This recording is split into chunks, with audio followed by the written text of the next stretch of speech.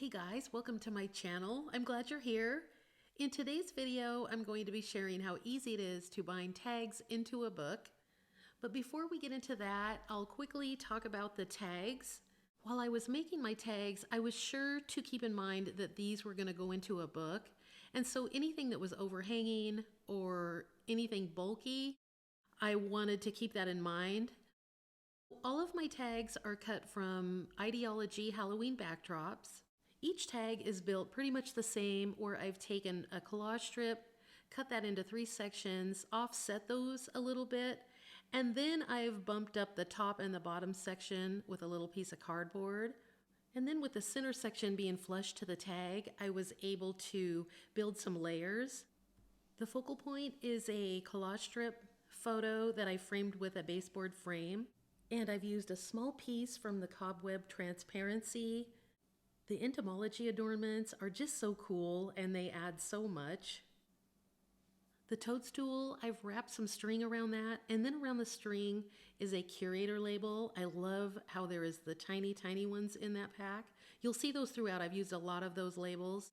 And I've topped my tag with one of my favorites, the transparent moths. I've used 2 identical moths, put them back to back so that they're double-sided.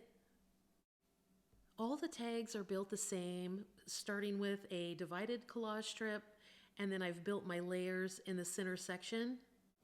I began my layers with a torn piece of Halloween collage paper. There's so many cool ones in that pack.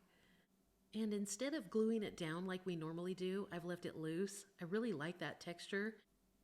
The focal point on each page is elevated to create dimension. I've sewn a loop of thread through a label. This gave me a place to hang a loop pin and a spider adornment. Love the paper doll elevated above the photo. On this next page, I've used some fasteners. You'll see I have one of those tiny little curator labels on the moth. They are so tiny and so cute. More sellotape, stickers, tiny clips, just so much fun. The last tag is really simple. I've stapled one of the large moths to a label, glued that down. I did make it double-sided, and that might be a really cool place to tuck something behind those wings. Okay, so let's move on to the tutorial. So you're going to need 1 strip of paper for every 2 tags. These will be your hinges that connect your tags together. I've cut mine to the same height as my tag and 1 1/4 inches wide. And then I've scored a 1/4 inch section in the center. Now, if your pages are not as bulky, you could always score at 1/8 inch. Now add some glue just to the first fold. And then we're going to start putting the tags that will be your pages together. You'll want to bring your tag right into that first score line. And I like to fold the paper over just to make sure that that tag is nice and snug into the fold. Now we're ready to add the next tag.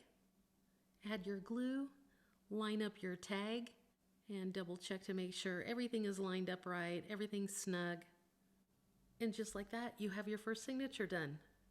Now we can move on to the next set of tags. I've gone ahead and made these tags into a signature following the same steps, and you can make as many signatures as you'd like. The next step is to apply glue to the back side of your tag. This is the tag that will connect your signatures together. Place your tags together back to back. Make sure everything is lined up right, that your tags are adhered together well. Now that the signatures are together, it's fun to see it taking shape and looking more like a book. The next step is to cover the spine. I'm using IDEA-OLOGY linen tape, but design tape or fabric works great too. The linen tape is really sticky, so glue is optional. Next step is wrapping the tape around the spine.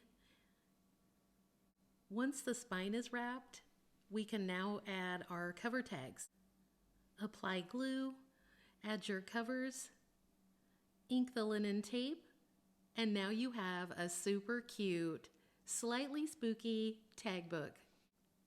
I hope you found this helpful.